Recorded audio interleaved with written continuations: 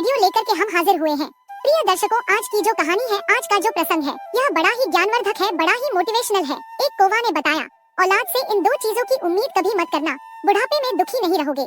प्रिय दर्शकों, कहानी शुरू करने से पहले अगर आप हमारे चैनल पर पहली बार आए हैं तो चैनल को सब्सक्राइब करें, बेल आइकन ऑन करें, अच्छे कमेंट किया करें ताकि हर आने वाले वीडियो का नोटिफिकेशन सबसे पहले आपको मिले और प्रिय दर्शकों आप उसका फायदा उठा सकें। शुरू करते हैं। प्रिय दर्शकों, आज की यह प्यारी सी कहानी, यह प्यारा सा वीडियो। प्रिय दर्शकों, प्राचीन समय की बात है। किसी जंगल में एक कौवा और कौवी का जोड़ा अपना घोंसला बना करके रहते थे। वह दोनों पति पत्नी एक दूसरे से बड़ा प्रेम करते थे। एक दिन की बात है, कौवा की पत्नी कौवी गर्भवती हो जाती है। प्रिय दर्शकों, इस बात को जानकर कि अब वह दोनों माता पिता बनने वाले हैं, कौवा और कौवी बड़े प्रसन्न थे, बड़े खुश थे। प्रिय दर्शकों, कौवा अपनी पत्नी कौवी का बड़ा ख्याल रखता था। हर दिन उसे दाना पानी लाकर और घोंसले में दिया करता था। अब धीरे धीरे समय गुजरता है और कौवी का प्रसव काल निकट आ जाता है। अब कौवी बड़ी प्रसन्न थी। वह अपने पति कौवा से कहती है कि पिया जी, हमारी संतान आने वाली है, बहुत ही जल्द मैं अपने बच्चों को जन्म दूंगी। बुढ़ापे में वह हमारी खूब सेवा करेंगे, हमारा सहारा बनेंगे। अब हमें किसी बात की चिंता नहीं है, हमारी संतान हमारी खूब सेवा करेगी। प्रिय दर्शकों, कौवा कहता है कि प्रिय, हमें ऐसा नहीं सोचना चाहिए कि हमारी संतान हमारी सेवा करेगी या हमारा बुढ़ापे का सहारा बनेगी। कौवी कहती है कि पिया जी, ऐसा क्यों कह रहे हैं? हर संतान अपने माता पिता की सेवा करती है, फिर हमारी संतान हमारी सेवा क्यों नहीं करेगी? तब कौवा कहता है कि प्रिय, मैं तुम्हें कहानी के माध्यम से बताता हूँ कि बुढ़ापे में अपनी औलाद से माता पिता को इन दो चीजों की उम्मीद कभी नहीं करनी चाहिए और जो भी मनुष्य इन दो बातों को याद कर लेगा वह अपने बुढ़ापे में कभी दुख नहीं भोगेगा। प्रिय दर्शकों, अब कौवा अपनी कहानी प्रारंभ करता है। कौवा कहता है कि प्रिय, किसी नगर में एक व्यक्ति रहता था। उस व्यक्ति के घर में ईश्वर का दिया हुआ सब कुछ था, खूब रुपया पैसा, धन दौलत, मान सम्मान, सब कुछ होने के बाद भी वह पति पत्नी दुखी रहते थे। उनके दुख का कारण था कि ईश्वर की कृपा से उसके घर में सब कुछ था लेकिन कोई संतान नहीं थी। इस बात को लेकर दोनों पति पत्नी अक्सर चिंतित रहते थे। इस तरह दोनों पति पत्नी को एक साथ रहते हुए 15 साल गुजर जाते हैं लेकिन उनके घर में कोई संतान नहीं होती है। वह व्यक्ति अपनी पत्नी को अच्छे से अच्छे डॉक्टर को दिखाता है, महंगे से महंगे अस्पताल में जाकर वह अपनी पत्नी का इलाज कराता है, पवित्र तीर्थ स्थानों पर जाकर संतान मांगता है, मंदिर में जाकर माथा टेकता है। तब कहीं जाकर शादी के 20 साल बाद उसकी इच्छा पूरी होती है। ईश्वर की कृपा से उस व्यक्ति की पत्नी को एक पुत्र प्राप्त होता है। अस्पताल में बच्चे का जन्म होता है। पुत्र की बात सुनकर वह खुश हो जाता है। बच्चे की साफ सफाई के बाद उस अस्पताल की नर्स जब उनके नन्हे से पुत्र को लेकर उनके पास पहुंचती है तो दोनों पति पत्नी पूछने लगते हैं कि हमारी संतान कैसी है, कोई दिक्कत तो नहीं है? दोनों पति पत्नी की इन बातों को सुनकर नर्स उस व्यक्ति की पत्नी से कहने लगती है कि बहन जी, आपको जो पुत्र हुआ है वह सुंदर है, अच्छा है, लेकिन इसमें एक कमी है। नर्स के मुंह से जब बच्चे की माँ यह सुनती है कि कोई कमी है तो वह चिंतित हो जाती है। नर्स कहती है कि बहन, घबराने की कोई बात नहीं है। बहन जी, जो आपको पुत्र हुआ है वह सुंदर है, स्वस्थ है, बस उसमें एक कमी है कि उसकी एक आँख नहीं है। तुम्हारा पुत्र एक आँख से काना है, बस यही कमी है, बाकी सब ठीक है। प्रिय दर्शकों, जब उस माँ को यह पता चलता है कि मेरे बेटे की एक आँख नहीं है, मेरा पुत्र एक आँख से काना है, तो वह माँ रोने लगती है और अपने पुत्र को सीने से लगा लेती है और कहने लगती है कि कोई बात नहीं, मेरे पुत्र की एक आँख नहीं है तो क्या हुआ, एक आँख तो सही है, जैसा भी है, पर यह तो मेरे दिल का टुकड़ा है। मेरे लिए दुनिया का सबसे सुंदर बच्चा मेरा पुत्र है। प्रिय दर्शकों, माँ के लिए सभी संतानें बराबर होती है, चाहे कोई काला कुरूप हो या चाहे कोई गोरा और सुंदर। माँ कभी अपने बच्चों का शरीर नहीं देखती, वह उनकी आत्मा से जुड़ी होती है। माँ उस बालक को देखकर कहती है, कितना सुंदर है मेरा बच्चा। प्रिय दर्शकों, उस माँ की इन बातों को सुनकर नर्स की आंखों में भी पानी आ जाता है। वह नर्स सोचने लगती है, यदि परमात्मा को संतान का सुख देना ही था तो इस पुत्र को दोनों आंखें दे देता, इसमें क्या चला जाता। वह माँ कहने लगती है कि कोई बात नहीं, जैसा भी है आखिर है तो मेरा ही बेटा, पर आज इसकी अगर दोनों आंखें सलामत होती तो और भी अच्छा होता। दोनों आंखों के साथ मेरा पुत्र कितना सुंदर लगता। प्रिय दर्शकों, माँ की इन बातों को वह नर्स सुनती है तो वह कहने लगती है कि बहन जी, यदि आप चाहती हो कि आपके पुत्र की दोनों आंखें हों तो ऐसा भी हो सकता है। जब माँ यह सुनती है कि उसके बच्चे की दोनों आंखें लग सकती है तो वह कहने लगी, नर्स मैडम, ये कैसे संभव है? अब नर्स उन्हें बताते हुए कहती है कि ऐसा हो तो सकता है, उसके लिए आप दोनों माता पिता में से किसी एक को अपनी एक आँख देनी होगी, इससे आपके पुत्र की दोनों आंखें ठीक हो जाएंगी। प्रिय दर्शकों, नर्स की इन बातों को जब वह व्यक्ति सुनता है तो कहने लगता है, कोई बात नहीं नर्स मैडम, हमारे पुत्र की एक आँख तो सही सलामत है, हमारा पुत्र एक आँख से ही दुनिया देख सकता है, दूसरी आँख इसे लगाने की कोई जरूरत नहीं है।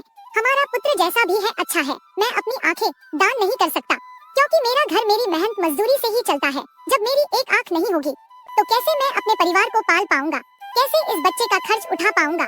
यह तो तभी संभव है जब मेरी दोनों आँखें ठीक होंगी। मैं एक पिता हूँ, और अपनी पत्नी को और बच्चों को पालने का भार मेरे कंधों पर है। अब रही बात मेरे पुत्र की एक आंख की, तो यह सब परमात्मा की देन है। ईश्वर ने जिसे जिस रूप में भेजा है वह हमारा पुत्र उसी रूप में ठीक है। प्रिय दर्शकों, पिता ने तो साफ इनकार कर दिया, लेकिन माँ तो आखिर माँ होती है। वह नर्स से कहती है कि मैडम यदि ऐसा हो सकता है तो मैं अपनी एक आंख अपने पुत्र को देना चाहती हूँ। मेरा क्या है, मुझे तो घर पर ही रहना है, लेकिन मेरे बेटे को तो अपना पूरा जीवन काटना है। इसलिए नर्स मैडम, मैं अपनी एक आंख अपने पुत्र को देना चाहती हूँ। जब वह व्यक्ति अपनी पत्नी से कहता है कि इस तरह तो तुम कानी हो जाओगी, तो वह माँ कहती है कि मुझे मंजूर है कि मैं कानी हो जाऊं, लेकिन मैं अपने पुत्र को दोनों आंखों के साथ देखना चाहती हूँ। मेरी एक आंख ले लो और मेरे बेटे को लगा दो। मेरे बेटे की जब दोनों आंखें होंगी तो दोनों आंखों के साथ वह कितना सुंदर लगेगा। मैं अपने पुत्र को एक आंख दान में देना चाहती हूँ। प्रिय दर्शकों, इस प्रकार माँ के कहने पर डॉक्टर उस माँ की एक आंख निकालकर उसके पुत्र को लगा देते हैं। इस तरह पुत्र की दोनों आंखें सही हो जाती हैं और माँ एक आंख पुत्र को देने के बाद कानी हो जाती है। प्रिय दर्शकों, कौवा आगे कोवी से कहता है कि प्रिय, कुछ दिन तक सभी लोग अस्पताल में रहते हैं। जब दोनों माँ बेटे स्वस्थ हो जाते हैं तो अस्पताल से माँ बेटे को छुट्टी मिल जाती है। इस प्रकार वह व्यक्ति अपनी पत्नी और पुत्र को लेकर अपने घर आ जाता है और दोनों पति पत्नी मिलकर अपने पुत्र का पालन पोषण करने लगते हैं। इस प्रकार अपने बच्चे का पालन पोषण करते हुए और उनका पुत्र 5 साल का हो जाता है। सब कुछ अच्छा चल रहा होता है। तभी एक दिन उस बच्चे के पिता के किसी सड़क दुर्घटना में प्राण चले जाते हैं। जब उसकी पत्नी को अपने पति की मौत की खबर मिलती है तो वह बेचारी दहाड़े मारकर रोने लगती है। वह सोचने लगती है कि मेरा 5 साल का बच्चा है, घर में एक ही कमाने वाले थे और वह भी मुझे छोड़कर चले गए। अब मैं इस बच्चे का पालन पोषण कैसे कर पाऊंगी। अब यह सोच कर वह दहाड़े मारकर रोने लगती है। उसका रोना धोना सुनकर आस पड़ोस के लोग आ जाते हैं और उस लाचार माँ को समझाने लगते हैं, उसे धीरज रखने को कहते हैं और किसी तरह समझा बुझाकर उस व्यक्ति का अंतिम संस्कार करते हैं। प्रिय दर्शकों, इस प्रकार वह लाचार माँ अपने 5 साल के बच्चे के साथ जीवन बिताने लगती है। घर में जो जमा पूंजी थी वह सब तो संतान पाने की चाह में उसके इलाज कराने में पहले ही खर्च हो चुकी थी। पति के मृत्यु के बाद जो भी बचता है वह पति के अंतिम संस्कार में चला जाता है। इस प्रकार वह माँ दूसरों के घरों में झाड़ू पोंछा करके, दूसरों के घरों में बर्तन मांज करके अपने पुत्र का पालन पोषण करने लगती है। वह माँ दूसरों के घरों में झाड़ू पोंछा करती, दूसरों के घरों में बर्तन साफ करती, लेकिन अपने पुत्र को कोई दुख तकलीफ नहीं होने देती। वह दूसरों के घरों में नौकरानी बनकर पैसे कमाती, अपने पुत्र को खेलने के लिए अच्छे अच्छे खिलौने लेकर आती, अपने पुत्र को अच्छे अच्छे वस्त्र लाकर देती, हर समय अपने बच्चे के साथ परछाई की तरह बनी रहती थी। जब उसका बेटा थोड़ा और बड़ा हो जाता है, जब वह पुत्र 6 साल का हो जाता है, तो एक दिन वह माँ अपने बेटे को लेकर एक विद्यालय में पहुँचती है और उस विद्यालय के प्रधानाचार्य से विनय पूर्वक कहती है कि भाई साहब, मुझे अपने बेटे का इस विद्यालय में दाखिला कराना है। प्रिय दर्शकों, वह माँ जिस विद्यालय में अपने बच्चे का एडमिशन कराने जाती है वह विद्यालय उस नगर का एक प्रसिद्ध विद्यालय होता है। उस विद्यालय में अमीर लोगों के बच्चे पढ़ते थे। जब उस विद्यालय का बड़ा मास्टर फटे पुराने कपड़े में उसकी माँ को देखता है तो सोचने लगता है कि बच्चा तो सुंदर है, लेकिन माँ कपड़ों से ऐसी लग रही है जैसे कोई भिखारी हो। यह बेचारी कहाँ से इस बच्चे की किताबें और इतनी महंगी फीस भर पाएगी। इसलिए वह समझाते हुए उस बच्चे की माँ से कहता है कि बहन जी, हमारे विद्यालय की फीस कुछ ज्यादा है।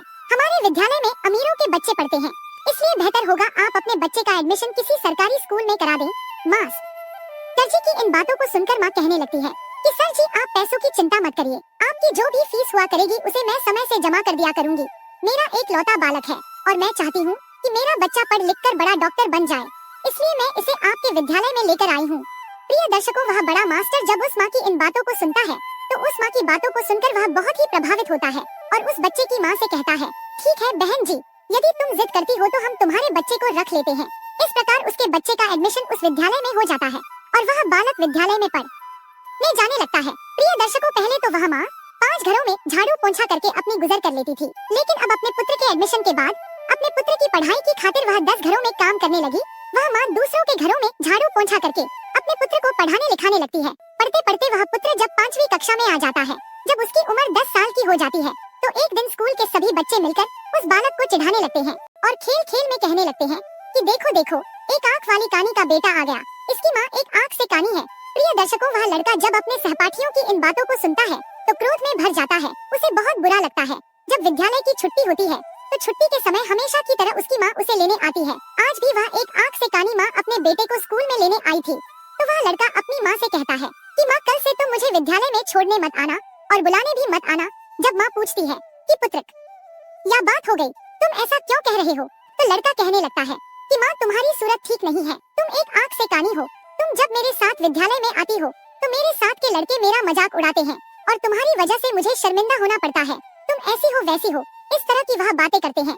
प्रिय दर्शकों, वह लड़का अपनी माँ से दुनिया भर की शिकायतें करता है। जब वह माँ अपने पुत्र के मुख से इन बातों को सुनती है तो उसे बहुत दुख होता है, लेकिन अपने पुत्र की इन बातों को सुनकर वह चुप रहती है और अपने पुत्र की बातों को सहन कर लेती है। माँ कहती है, कोई बात नहीं पुत्र, तुम चाहते हो तो मैं तुम्हारे साथ कल से विद्यालय नहीं आऊंगी, लेकिन तुम अकेले विद्यालय कैसे आ पाओगे? अपनी माँ की इन बातों को सुनकर वह पुत्र कहता है, माँ अब मैं बड़ा हो गया हूँ और अब मैं इस काबिल हो चुका हूँ कि मैं अकेला विद्यालय और जा सकता हूँ, इसलिए तुम्हें मेरे साथ विद्यालय आने की कोई जरूरत नहीं है। अपने पुत्र की इन बातों को सुनकर वह माँ कहती है, ठीक है पुत्र, आज के बाद मैं तुम्हारे स्कूल में तुम्हारे साथ नहीं आऊंगी, लेकिन बेटा तुम सावधानी से घर पर आना।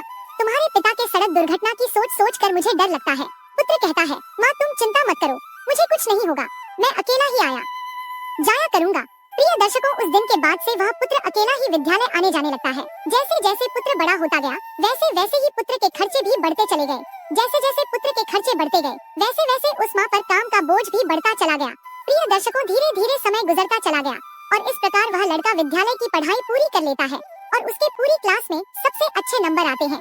इसके बाद वह आगे की पढ़ाई करने के लिए शहर चला जाता है। प्रिय दर्शकों, जब पुत्र शहर में जाता है तो उधर उसकी माँ जो पैसा कमाती थी वह पैसा कम पड़ने लगता है, क्योंकि पहले तो सिर्फ किताबें और फीस का खर्चा था, लेकिन जब बेटा शहर चला जाता है तो उसके और भी खर्चे बढ़ गए थे। माँ जो भी पैसा कमाती थी वह कम पड़ने लगता है, लेकिन उस माँ ने हार नहीं मानी। पहले जहाँ 15 घरों में काम करके अपने बेटे का खर्चा पूरा करती थी, वही पुत्र के शहर जाने के बाद वह 30 घरों में बर्तन साफ करने लगी और झाड़ू पोंछा करती, दिन भर मेहनत करती और मेहनत करते करते रात के 11 बज जाते थे। तब जाकर वह बेचारी माँ अपने पुत्र के लिए महीने का 5000 रुपए भेज पाती थी। वह इसलिए इतनी मेहनत करती थी कि एक दिन जब उसका बेटा पढ़ लिख कर बड़ा डॉक्टर बन जाएगा तो मुझे सुख मिलेगा, एक ना एक दिन मुझे भी आराम मिलेगा। आज मेरी मेहनत से मेरा बेटा डॉक्टर बन जाएगा तो मेरे बेटे के साथ रहकर मैं भी सुखी रहूंगी। इसलिए वह माँ खूब मेहनत करती थी और 30 घरों में काम करके अपने पुत्र के लिए पैसा भेजा करती थी। इस प्रकार मेहनत करते करते वह समय से पहले ही बूढ़ी हो जाती है। धूप में उसका गोरा रंग काला पड़ जाता है, लेकिन वह अपने पुत्र के लिए कोई दिक्कत नहीं होने देती है। प्रिय दर्शकों को वह आगे कोवी से कहता है कि प्रिय, जब ऐसे ही कुछ दिन और बीत जाते हैं तो उस माँ को एक दिन एक पत्र मिलता है। उसमें लिखा होता है कि माँ, अब मैं शहर में बड़ा डॉक्टर बन चुका हूँ, अब तुम्हें मेरे लिए पैसे भेजने की जरूरत नहीं है। प्रिय दर्शकों, जब उस माँ को यह पत्र मिलता है कि मेरा बेटा डॉक्टर बन गया है तो वह बहुत खुश हो जाती है और सोचने लगती है कि पति के जाने के बाद यह मेरा बेटा ही तो मेरा सहारा है और मेरी जैसी इच्छा थी कि बेटा डॉक्टर बन जाए, वह इच्छा भी मेरी पूरी हो गई। प्रिय दर्शकों, उस माँ के बेटे ने यह बात माँ को पत्र में लिखकर बताई थी कि माँ, मैं डॉक्टर बन गया हूँ, लेकिन वह बेटा अभी तक गांव में माँ से मिलने नहीं आया। जब उस बूढ़ी माँ को यह पत्र मिलता है तो वह बूढ़ी माँ पूरे गांव में मिठाइयाँ बांटती है और सारे गांव के लोगों को बड़े गर्व से बताती है कि उसकी मेहनत सफल हो गई, उसका बेटा अब डॉक्टर बन चुका है। इस प्रकार वह माँ अपने पुत्र के गांव आने का इंतजार करने लगती है। वह माँ सोचने लगती है कि मेरे बेटे को शहर गए हुए बहुत समय बीत चुका है, अब वह डॉक्टर बन गया है तो वह मुझसे मिलने के लिए गाँव जरूर आएगा। मैं अपने पुत्र की आरती उतारूंगी, उसके पसंद का भोजन बनाऊंगी। प्रिय दर्शकों, अब वह माँ अपने पुत्र के आने की राह देखती है। हर दिन वह इंतजार करती है कि आज मेरा पुत्र आता होगा। किसी की गाड़ी घर के सामने से निकलती तो वह माँ दौड़ करके घर के बाहर जाती, उसे लगता है उसका पुत्र आया होगा। इस तरह इंतजार करते करते उसे कई दिन बीत गए। रात में उस माँ को नींद नहीं आती थी। वह सोचने लगती कि जाने क्या मजबूरी है, मेरा बेटा मुझे लेने क्यों नहीं आया, कब मुझे अपने साथ ले जाएगा। अब वह दिन नहीं आएंगे कि मैं दूसरों के घरों में बर्तन साफ करूं, दूसरों के घरों में झाड़ू पोंछा करूं। अब तो मैं आराम से बैठकर अपने बेटे की कमाई खाऊंगी। अब तो मेरे बेटे के घर में नौकर चाकर भी होंगे, गाड़ी बंगला भी होगा। अब मेरे दुख के दिन बीत चुके हैं। इसी तरह वह माँ सारे दिन तरह तरह के सपने देखा करती थी। प्रिय दर्शकों, इस तरह उस माँ को अपने बेटे का इंतजार करते हुए 1 साल बीत जाता है, लेकिन वह बेटा 1 साल में एक दिन भी माँ के पास नहीं आता है। फिर एक दिन उस माँ के पास बेटे का दूसरा पत्र आता है। उस पत्र में लिखा होता है कि माँ, मेरी शादी हो गई है और तुम्हें पता है जिस लड़की के साथ मेरा विवाह हुआ है वह बहुत ही अमीर घर की है। जिस लड़की से मेरा विवाह हुआ है वह एक बहुत बड़े डॉक्टर साहब की बेटी है। मैंने प्रसिद्ध डॉक्टर की बेटी के साथ अपना विवाह किया है। मेरी पत्नी बहुत ही सुंदर है। प्रिय दर्शकों, जब वह माँ उस पत्र में लिखी बातों को पढ़ती है तो उसकी आंखों से आंसू की धारा बहने लगती है। उसे बड़ा ही दुख होता है, क्योंकि माँ तो सोच रही थी कि अब बेटा डॉक्टर बन गया है तो मेरे बेटे के लिए अच्छे अच्छे रिश्ते आएंगे, मैं अपनी पसंद की लड़की के साथ अपने बेटे की शादी करूंगी। लेकिन उस पत्र को पढ़कर उस माँ के सारे अरमान धूल में मिल जाते हैं। वह माँ सोचती है कि हे भगवान, मैंने ऐसे कौन से पाप किए थे, ऐसी मुझसे कौन सी गलती हो गई जो मुझे इतनी बड़ी सजा मिल रही है। हर माता पिता का सपना होता है कि मैं अपने हाथों से अपने बेटे को दूल्हा बनाऊं, अपने हाथों से अपने बेटे को सजाऊं और अपना आशीर्वाद देकर अपने बेटे की शादी करूं। लेकिन मेरे पुत्र ने तो अपनी शादी में मुझे बुलाया तक नहीं, मुझे बताया तक नहीं और विवाह कर लिया। क्या मैंने यही दिन देखने के लिए अपने पुत्र को पढ़ा लिखा कर इतना बड़ा किया था? इसके लिए मैंने इतनी मेहनत मजदूरी करी थी, दूसरों के घरों में झूठे बर्तन साफ किए, मेहनत मजदूरी करके पढ़ाया लिखाया, उसे इस लायक बनाया। क्या मेरा इतना भी अधिकार नहीं था जो मुझे मेरे बेटे ने अपनी शादी में भी नहीं पूछा? अब शादी करने के बाद पत्र लिखकर बता रहा है कि माँ मैंने शादी कर ली। प्रिय दर्शकों, यह सोच सोच कर वह माँ पूरी रात आंसू बहाती रही। इतना होने के बाद भी माँ अपने पुत्र को दुआएं देती रही। रोते रोते वह सो जाती है। प्रिय दर्शकों, फिर भी उस माँ के मुँह से अपने बेटे के लिए आशीर्वाद ही निकलता है। कहती है कोई बात नहीं बेटा, तुमने बिना बताए शादी कर ली, लेकिन मेरा आशीर्वाद तुम्हारे साथ है। अब माँ सोचती है कि मेरे पुत्र ने विवाह तो कर लिया, उसकी पत्नी भी आ गई, अब हो सकता है कि मेरा बेटा और बहू दोनों मिलकर मुझसे मिलने मेरे घर आए। मैं अपनी बहू को देखूंगी, बहू मेरे पैर दबाएगी, मैं अपनी पुत्रवधू को आशीर्वाद दूंगी। यह सोच सोच कर वह माँ अपने बेटा और बहू का इंतजार करने लगती है। प्रिय दर्शकों, इस तरह उस माँ को अपने बेटा और बहू का इंतजार करते करते 1 साल निकल जाता है। लेकिन 1 साल बीतने के बाद भी उस माँ से मिलने बेटा नहीं आता है, न बहू आती है।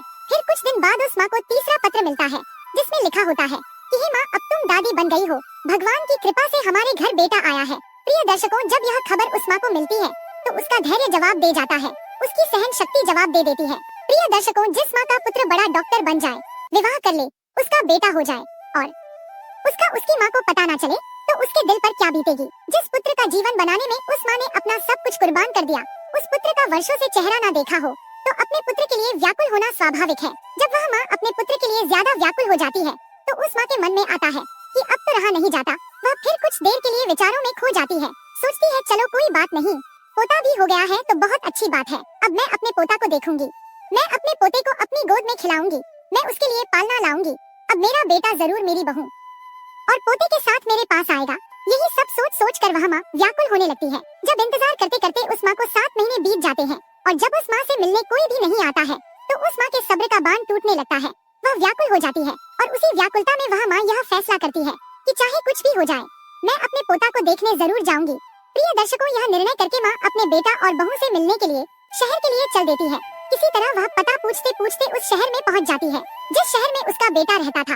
उस शहर में पहुंचकर वह बूढ़ी माँ एक ऑटो वाले को अपने पास बुलाती है और ऑटो वाले को अपने बेटे का पत्र दिखाते हुए कहती है, बेटा मुझे इस जगह पर जाना है। ऑटो वाला पता देखता है और बूढ़ी माँ को अपने ऑटो में बैठा लेता है और उस बूढ़ी माँ को उस बताए हुए पते पर ले जाता है। प्रिय दर्शकों, कुछ समय के बाद वह ऑटो वाला बूढ़ी माँ को लेकर बड़े डॉक्टर के बंगले पर पहुँच जाता है और बंगले के सामने अपना ऑटो खड़ा कर देता है और माता जी से कहता है कि माँ जी, तुमने जो पता दिखाया था, तुम उस पते पर पहुँच चुकी हो। यह जो सामने बंगला है, यही रहते हैं डॉक्टर साहब। वह माँ उस ऑटो वाले को किराया देती है और अपना झोला उठाकर बंगले की तरफ चल देती है। माँ की नजर जब डॉक्टर साहब के बंगले पर पड़ती है तो वह खुश हो जाती है।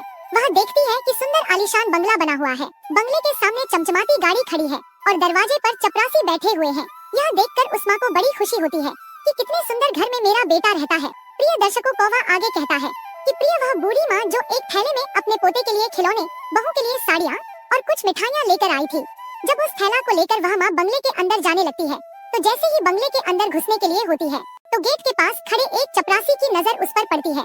चपरासी देखता है कि फटे पुराने कपड़े पहने एक काली कलुटी बुढ़िया जो एक आंख से कानी है, बंगले के अंदर घुसे जा रही है। जब वह चपरासी उस महिला को देखता है तो कहने लगता है कि तुम्हें किससे मिलना है, इस तरह अंदर कहाँ चली जा रही हो। चपरासी के जब यह शब्द उस माँ के कानों में पड़ते हैं, तो वह माँ एकदम से रुक जाती है और चपरासी से कहती है कि यहाँ पर मेरा बेटा रहता है, मेरे बेटे का पुत्र हुआ है, इसलिए मैं अपने पोता को देखने आई हूँ। चपरासी उस माँ को डांटते हुए कहता है, बुढ़िया तूने कभी अपनी शक्ल देखी है? तुम्हें पता है कि यह किसका बंगला है? यह एक बड़े डॉक्टर साहब का बंगला है। तब वह माँ कहने लगती है, मुझे पता है यह डॉक्टर साहब का बंगला है और जो तुम्हारे डॉक्टर साहब हैं, वही मेरे पुत्र हैं। वह चपरासी कहने लगता है, अरे ये बुढ़िया, तुम गाँव देहात की महिला, ना तुम्हारे कपड़े ठीक है, ना तुम्हारी शक्ल ठीक है, डॉक्टर साहब तुम्हारे बेटे कैसे हो सकते हैं? प्रिय दर्शकों, जब यह बात पास में खड़ा हुआ एक दूसरा चपरासी सुनता है, तो वह भी उस माँ के पास पहुँच जाता है। जब उसे पता चलता है कि ये बुढ़िया कह रही है कि यह डॉक्टर साहब की माँ है, तो वह चपरासी उनसे पूछने लगता है कि हे माँ, आपके पास कोई प्रमाण है जिससे हम पता कर सकें कि तुम हमारे डॉक्टर साहब की माँ हो? जब वह माँ उस दूसरे चपरासी की इन बातों को सुनती है, तो तुरंत ही अपनी साड़ी के पल्लू में बंधा हुआ वह पत्र उस चपरासी को दिखाती है जो उसके पुत्र ने अपनी माँ को भेजे थे। जब चपरासी उस पत्र को खोल कर देखते हैं और भेजने वाले का पता देखते हैं, तो उस बूढ़ी माँ से माफी मांगने लगते हैं और कहते हैं, हे माँ, हमें माफ कर दो, हमें नहीं पता था कि तुम डॉक्टर साहब की माँ हो। प्रिय दर्शकों, वह माँ कहती है कि चलो कोई बात नहीं, मैं तुम्हें माफ कर देती हूँ, मुझे बताओ कि मेरा बेटा और बहू कहाँ पर है। तब वह चपरासी दूर से इशारा करते हुए कहता है कि ऊपर जो कमरा दिख रहा है वह तुम्हारे बेटे का कमरा है और वह अभी इस समय घर पर ही है। प्रिय दर्शकों, अब वह माँ अपना सामान तो नीचे रख देती है कि सामान को तो मैं बाद में ले जाऊंगी, पहले अपने पोता को देख लेती हूँ, बहू को देख लेती हूँ। बूढ़ी माँ अपने पोता को देखने के लिए जल्दी जल्दी सीढ़ियाँ चढ़कर के घर के अंदर जाती है। जैसे ही वह माँ घर के अंदर आती है तो वह देखती है कि घर के आंगन में पालना रखा हुआ है और उस पालने में उनका पोता झूल रहा है। जैसे ही उस बूढ़ी माँ की नजर अपने पोते पर पड़ती है तो वह दौड़कर पालने से अपने पोते को उठा लेती है और अपने पोते को सीने से लगाकर दुलार करने लगती है। प्रिय दर्शकों, जब वह बूढ़ी माँ अपने पोते को गोदी में लेकर दुलार करने लगती है तो बच्चे की नींद टूट जाती है और वह जोर जोर से रोने लगता है। बच्चे के रोने की आवाज जब पुत्र वधू के कानों में पड़ती है तो वह रसोई से बाहर आती है और सोचती है कि ना जाने मेरे बच्चे को क्या हो गया, इतनी तेज क्यों रो रहा है। जब वह रसोई से निकलकर आंगन में आती है और अपने बच्चे को एक भिखारी जैसी दिखने वाली बुढ़िया के हाथों में देखती है तो वह चिल्लाने लगती है, अपने पति को आवाज देती है कि सुनिए जी, कोई काली कलूटी बुढ़िया जो एक आंख से कानी है वह हमारे बच्चे को चुराने आई है। पत्नी का चिल्लाना सुनकर पति भी नीचे आ जाता है। पति के आते ही बहू अपने बच्चे को बूढ़ी माँ से छीनकर अपने सीने से लगा लेती है और अपने पति से कहती है कि तुमने घर में कैसे चपरासी रखे हैं, कोई भी हमारे घर में घुसा चला आता है, देखो ना यह भिखारी बुढ़िया हमारे बच्चे को चुराने आ गई। प्रिय दर्शकों, वह बूढ़ी माँ कहती है कि बहू मैं चोर नहीं हूँ, मैं तो तुम्हारी सास हूँ और यह तुम्हारे पास जो खड़ा है वह मेरा बेटा है, तुम्हारी गोदी में जो खेल रहा है वह मेरा पोता है, मैं भला पोते को चुराकर कहाँ ले जाऊंगी। जब बहू उन माता जी की इन बातों को सुनती है तो वह अपने पति से कहती है कि ये बुढ़िया क्या कह रही है, क्या सच में यह भिखारी जैसी दिखने वाली आपकी माँ है, क्या ऐसे ही गरीब परिवार में आपने जन्म लिया है, मुझे पहले तो कभी आपने बताया नहीं कि आपकी कोई माँ भी है। जब बेटा अपनी पत्नी की इन बातों को सुनता है तो कहने लगता है कि ये बुढ़िया झूठ बोल रही है, यह मेरी माँ नहीं है, मेरी माँ तो अब इस दुनिया में ही नहीं है। प्रिय दर्शकों, अपने बेटे की इन बातों को सुनकर माँ को बहुत धक्का सा लगता है। वह माँ एकदम से रोने लगती है और कहने लगती है कि बेटा तू कैसी बातें करता है, मैं तो रोज घर के दरवाजे पर बैठकर तेरी राह देखती रहती थी कि मेरा पुत्र आएगा, लेकिन तू तो आया ही नहीं। जब तू नहीं आया तो मैं खुद तुझसे और अपनी बहू से मिलने चली आई, मुझे अपने पोते को देखने की बहुत इच्छा थी, इसलिए मैं तेरे पास आ गई हूँ और तू कह रहा है कि मेरी कोई माँ नहीं है। वह बहू जब अपने पति से पूछती है कि यह बुढ़िया क्या कह रही है तो पुत्र कहने लगता है, तुम इसकी बातों में मत आओ, मैं कसम खाकर कहता हूँ कि ये बुढ़िया मेरी माँ नहीं है। अपने पुत्र की इन बातों को जब वह माँ सुनती है तो उनकी आंखों में आंसू आ जाते हैं। वह सोचने लगती है कि जिस बेटे को मैंने मेहनत मजदूरी करके पढ़ाया लिखाया, डॉक्टर बनाया, वही बेटा धन और पद के नशे में मुझे पहचानने से इनकार कर रहा है। वह कसम खाकर भी यह मानने को तैयार नहीं है कि यह मेरी माँ है, जो पुत्र मेरे जीने का सहारा था, जिसके लिए मैं अभी भी जिंदा हूँ, जिसके लिए मैंने अपनी जवानी को कुर्बान कर दिया। वह कह रहा है कि ये बुढ़िया झूठ बोल रही है, यह मेरी माँ नहीं है, इस संसार में मेरा एक ही सहारा था, आज तो वो भी छूट गया।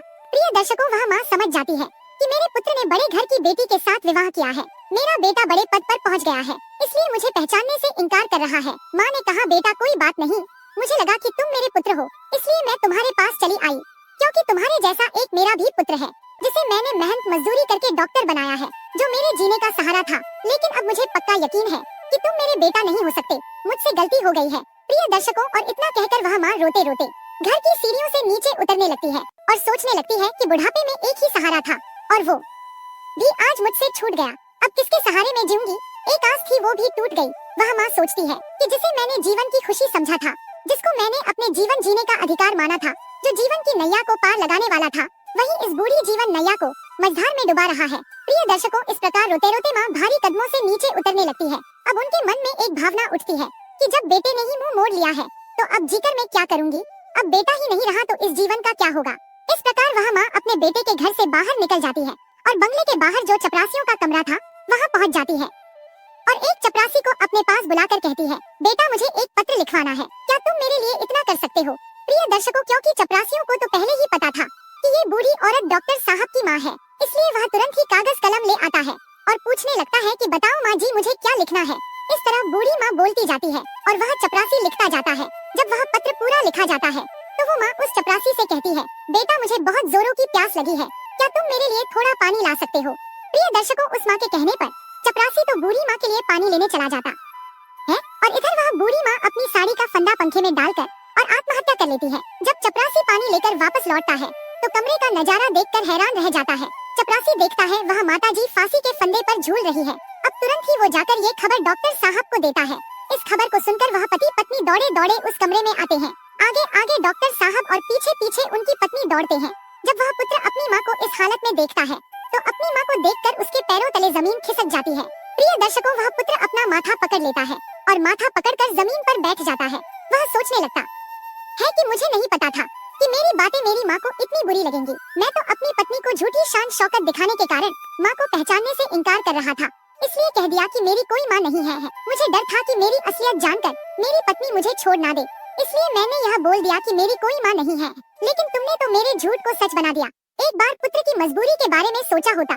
प्रिय दर्शकों, तभी डॉक्टर साहब की पत्नी की नजर फांसी पर झूलती हुई उस माँ के हाथों पर पड़ती है। जब उस बेटे की पत्नी फांसी पर झूलती हुई माँ के हाथों में कागज का टुकड़ा देखती है तो वो उस कागज के टुकड़े को बूढ़ी माँ के हाथों से लेकर पढ़ने लगती है। पढ़ते पढ़ते उसकी आंखें भर आती हैं। उस पत्र में लिखा हुआ था कि बेटा, मेरा आशीर्वाद है कि तुम खूब उन्नति करो। मेरा आशीर्वाद तुम्हारे साथ है। मैं जाते जाते तुम्हें कुछ राज बताना चाहती हूँ। बेटा, मैं अच्छी नहीं दिखती हूँ तो उसके पीछे भी एक कारण तुम ही हो। जब तुम्हारा जन्म हुआ था उस समय तुम्हारी एक आँख नहीं थी। मैंने अपनी एक आँख तुम्हें देकर तुम्हें सुंदर बनाया था, सुंदर रूप दिया और मैं कुरूप हो गई और उसी कुरूप चेहरे से तुम नफरत करते हो क्योंकि मैं कानी हूँ और दूसरा मेरा रंग काला है। यह भी ऐसा नहीं था बेटा। आज तुम जिस मुकाम पर बैठे हो उस मुकाम पर तुम्हें पहुँचाने के लिए मैंने दिन रात मेहनत की है। मैंने कभी नहीं देखा कि कितनी गर्मी है, कितनी सर्दी है। तुम्हें पढ़ाने लिखाने के लिए, तुम्हारे खर्चे उठाने के लिए मैं काली कलुटी हो गई, उसका भी मुझे कोई मलाल नहीं है। तुम सुंदर हो इसकी मुझे खुशी है। मैं तुम्हें देखना चाहती थी, अपने पोता को देखना चाहती थी, अपनी बहू से मिलना चाहती थी, इसलिए मैं शहर चली आई। क्योंकि तुमने तो कभी गांव आकर मेरा हाल नहीं पूछा, लेकिन जब मैं स्वयं चलकर तुमसे मिलने आई तो तुमने तो मुझे पहचानने से इनकार कर दिया। इसीलिए लगा कि अब दुनिया में मेरा कोई नहीं है, अब जीने का मेरा उद्देश्य खत्म हो गया है। जब कोई रहा नहीं तो मेरे जीने का क्या फायदा। बेटा, जाते जाते ईश्वर से प्रार्थना करती हूँ कि तुम सदा खुश रहो, तुम्हारी संतान खुशी रहे। प्रिय दर्शकों, जब उस बेटे की पत्नी यह पत्र पढ़कर अपने पति को सुनाती है तो उस बेटे का सर शर्म से नीचे झुक जाता है। उसे अपने आप से घृणा होने लगती है कि जिस माँ ने मेरी जिंदगी बनाने में अपना सब कुछ निछावर कर दिया, वही माँ आज मेरी चौखट पर मुझसे मिलने आई तो मैंने एक गिलास पानी तक नहीं पूछा। इस प्रकार दोनों पति पत्नी अपनी गलती के लिए उस मरी हुई माँ से माफी मांगते हैं। लेकिन अब क्या हो सकता था, वह माँ तो उनकी माफी सुनने के लिए वहाँ मौजूद नहीं थी, उनसे बहुत दूर जा चुकी थी जहाँ से कोई नहीं आता। प्रिय दर्शकों, अब डॉक्टर साहब के जीवन में सिर्फ पछताना ही रह गया था। कैसी यह दुनिया है। कुछ लोगों के जीवन में माँ नहीं होती तो वह सारे जीवन माँ के लिए तरसते हैं और जिसके जीवन में माँ होती है तो उस माँ की बच्चे कदर नहीं करते। प्रिय दर्शकों, पत्नी और बच्चे दोबारा मिल सकते हैं पर माँ दोबारा नहीं मिल सकती। प्रिय दर्शकों, एक संतान ही माता पिता के जीने का सहारा होती है, बुढ़ापे की लाठी होती है। ऐसे में जब बेटा ही अपने धन के नशे में, अपने पद के नशे में माता पिता को पहचानने से इनकार कर देता है या अपने माता पिता को भुला देता है या घमंड में आकर उनका अपमान कर देता है तो दुनिया में माता पिता को सबसे बड़ा दुख ऐसे ही बेटों से होता है। माता पिता अपनी संतानों का भविष्य बनाने के लिए, उन्हें सफल बनाने के लिए अपना पूरा जीवन लगा देते हैं और जब वही संतान धन और पद के नशे में अपने माँ बाप का अपमान करती है तो उन्हें बहुत ही पीड़ा होती है। प्रिय दर्शकों, कौवा आगे कहता है कि प्रिय, यदि आपके माँ बाप है तो उनका आदर करना चाहिए क्योंकि मनुष्य की सफलता में माँ बाप का ही योगदान है। कुछ मूर्ख बच्चे पूछते हैं कि माँ, तुमने हमारे लिए क्या किया है। अरे मूर्ख बच्चे, जो कुछ किया है माता पिता ने ही तो किया है। तुमको बनाया, तुमको पढ़ाया लिखाया, तुम्हें पालने में दुख उठाया, माता पिता को भूलकर तुम तो अपने आप को भूल गए हो। बच्चा यह भूल जाता है कि माँ बाप के अतिरिक्त दुनिया में दूसरा उसका कोई भला चाहने वाला नहीं है। माता पिता मर के भी तुम्हारा भला ही चाहेंगे, ऐसा हितैषी तुम्हें कहाँ मिलेगा। और सब लोग जो तुम्हारे अपने होने का दावा कर रहे हैं वह सिर्फ एक निश्चित समय तक और एक मतलब तक ही तुम्हारा भला चाहते हैं, लेकिन माता पिता बिना स्वार्थ के जीवन भर तुम्हारा हित चाहते हैं। प्रिय दर्शकों, कौवा आगे कहता है कि प्रिय, एक पुत्र को जन्म देने में एक स्त्री अपनी सुंदरता को खो देती है, लेकिन वही पुत्र जब जवान होता है, जब उसकी शादी हो जाती है तो वही पुत्र अपनी पत्नी की सुंदरता में अपने माता पिता को खो देता है। माता पिता अपनी संतान के सुखों के लिए सब कुछ त्याग देते हैं, लेकिन जब बच्चे बड़े हो जाते हैं, कुछ देने के काबिल हो जाते हैं तो हम क्या देते हैं? सिर्फ आंसू, लाचारी, दुख, अकेलापन। प्रिय दर्शकों, जो संतान माता पिता को सिर्फ इसलिए भुला देती है कि उनके बुढ़ापे को देखकर आपके मित्रों में आपकी इज्जत कम हो जाएगी, तो यह उनकी सबसे बड़ी भूल है। उम्र के इस पड़ाव पर पहुंचने के बाद आपकी और आपके मित्रों की भी यही हालत होगी। आपका भी रूप और जवानी इसी तरह की हो जाएगी। आपके भी उस रूप को देखकर लोग आपसे नफरत करने लगेंगे। प्रिय दर्शकों, कौवा आगे कहता है कि प्रिय, जवानी में माता पिता को औलाद से किन किन चीजों की उम्मीद भूलकर भी नहीं करनी चाहिए। प्रिय दर्शकों, ध्यान देकर सुनो। नंबर 1, कि आपकी औलाद आपके बूढ़े होने पर आपका सहारा बन सकती है। इस बात की उम्मीद बिल्कुल ना करें। इसलिए पहले से ही अपने आप को मजबूत बनाकर रखें। अपने आप को स्वयं संभालने में सामर्थ्यवान बनाएं। कुछ जमा पूंजी इकट्ठी करके रखें। नंबर 2, कभी इस बात का भ्रम ना रखें कि आपकी संतान आपको नहीं भूलेगी। पत्नी और बच्चों के प्रेम में पड़कर पद प्रतिष्ठा के नशे में वह आपको भी भूल सकते हैं। इसलिए उनसे उतनी ही उम्मीद रखिए जितनी उनके दूर होने पर आपको दुख ना दे। प्रिय दर्शकों, हमारी आज की यह कहानी यहाँ समाप्त होती है। हम उम्मीद करते हैं कि आपको हमारा आज का यह वीडियो, आज की यह कहानी पसंद आई होगी और आप इससे ढेर सारी प्रेरणाएं लेंगे। मिलते हैं अगली ज्ञान चर्चा के साथ अगले वीडियो में। तब तक के लिए नमस्कार, धन्यवाद।